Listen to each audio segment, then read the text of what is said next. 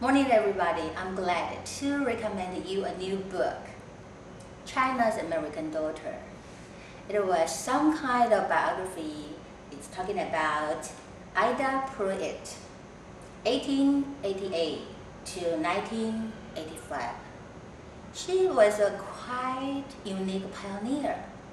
And this book was published by the Chinese University in Hong Kong. And this book was written by Dr. Marjorine King. I'm glad we have the latest new book here, and we got the unique signature here.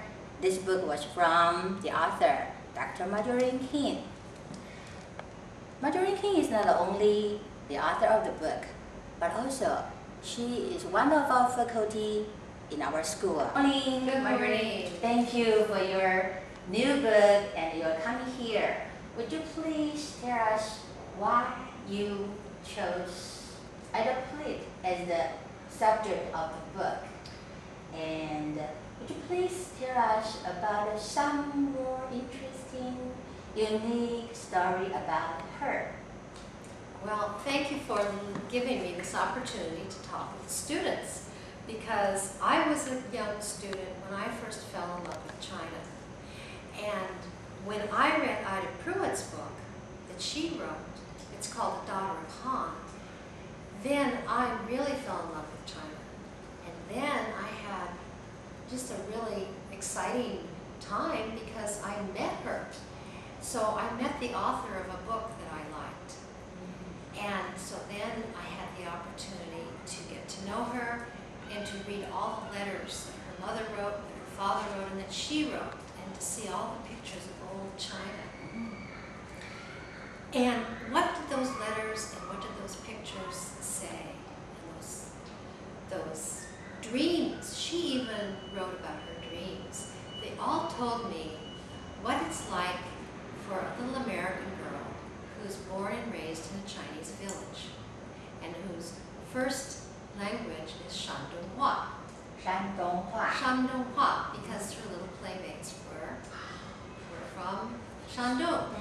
And it told me, what's it like if you want to support the people you love, the Chinese people, when they were undergoing a revolution and when they were undergoing occupation by the Japanese. So through her life, through her letters, I could put myself back in time and I could learn about China, which I had grown to love. Okay. So would you please tell us some more interesting story or unique experience about Ida Pruitt? Well, she had so many interesting stories about when she was the social worker at a big hospital in Beijing. And she was able to meet very interesting people who came through that hospital. And she found that the Laobaixing of Beijing were very, very interesting, not just the wealthy people.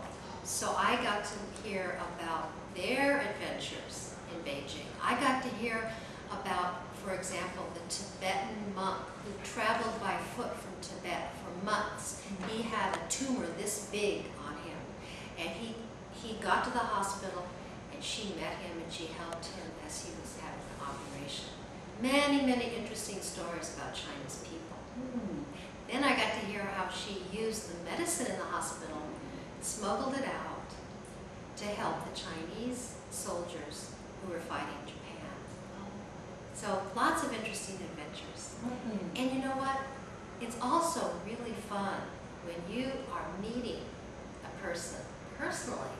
I could sit in her living room and I could talk with her. She was an old lady, but I could actually talk with her, and I hope that the readers of this book will get that personal experience a little bit. Because when you read a biography, it lets you go back in time and it lets you have a broader and a deeper experience of how other people used to live. Okay, so reading the book, it's not only reading the book. For Ida Pruitt, you just go through her life and amazing adventures, right?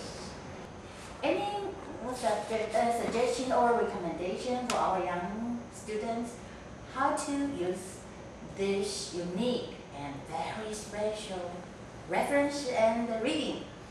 Oh, I think you just start reading.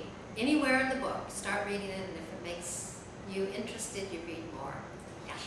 Thank you for coming and sharing with us, and of course, we'd like to. So come and check it out. Thank you for inviting me.